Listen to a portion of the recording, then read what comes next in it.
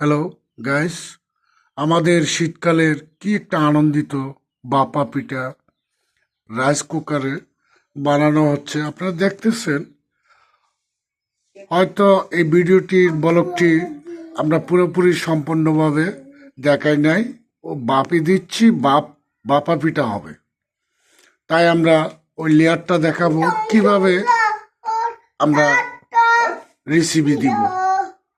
আপনারা সবাই ভালো লাগলে কিছু কমেন্ট কিছু দেবেন।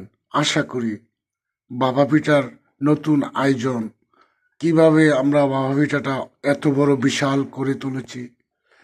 তাই দেখুন, ছোট্ট ছোট্ট বাচ্চাদেরকে নিয়ে আমরা বাবা পিঠাটি তৈরি করতেছি। সেই বাবা পিঠাটি এখন আমরা রাইস কুকার থেকে তুলে দেখাবো। এই যে দেখেন, ছোট বাচ্চারা কত আনন্দিত খাবে বা হই উল্লাস করবে। শীতকালের বাপা পিঠা রাইস কুকারে বানানো হচ্ছে। আমাদের বাবা পিঠাটি সম্পূর্ণ লেয়ার খুব বড় করে নিয়েছি দেখুন, এবং সম্পূর্ণ সুস্বাদু। আমাদের বাবা পিঠা সম্পূর্ণ সফল হয়েছে, অনেক বড় বাবা পিঠা। আপনারাও চেষ্টা করলে পারবেন। আমরা পুরো লেয়ারটা দেখানো হয় নাই, এবং আমরা এই বাবা পিঠাটি পিস পিস করে আমাদের আত্মীয় স্বজনকে দেব, ওরাও খাবে। এবং শীতকালের বাবা পিঠা অনেকের স্বাদ। দেখুন, বাবা পিঠা খাওয়ার জন্য অনেক পাগল হয়ে গেছে। আপনারা দেখুন, আমাদের বাবা পিঠাটি খুবই সম্পন্নভাবে সুস্থ সফল হয়েছে, অনেক বড় বাবা পিঠা। আপনারা দেখুন, এই যে ন্যাকড়াতে কিছু বেজে গেছে, ওরা খেতে খুবই তাড়াহুড়া করতেছে, এবং এটা একটু সময় দিতে হবে পিস পিস করার জন্য। আমাদের বাবা পিঠাটি এখন সম্পূর্ণ ছুরি দিয়ে পিস পিস করব আমাদের আত্মীয় স্বজনদের খাওয়ার জন্য।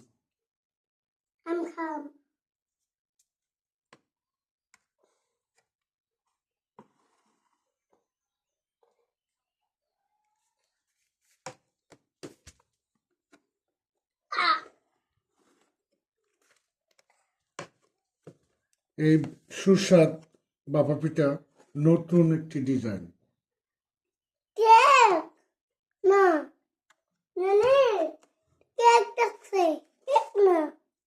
আরো ছোট ছোট করে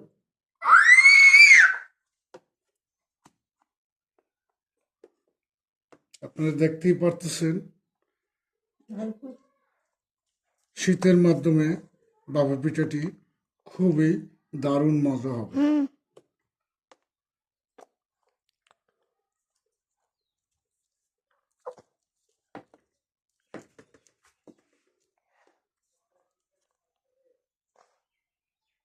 আঠার না আমরা খাইতো না আমি কারো না।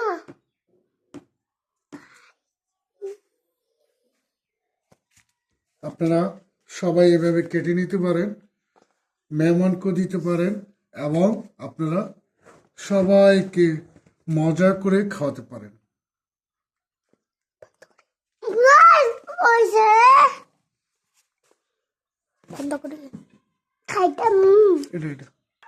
এখন আত্মীয় স্বজনকে বিলানোর জন্য আপনারা দেখতেছেন, খুবই একটা সুস্বাদু পিঠা বানানো হয়েছে, এবং যারা যারা খাবেন ওরা বলবে যে এটা কিভাবে সম্ভব। আসলে সম্পূর্ণই সম্ভব।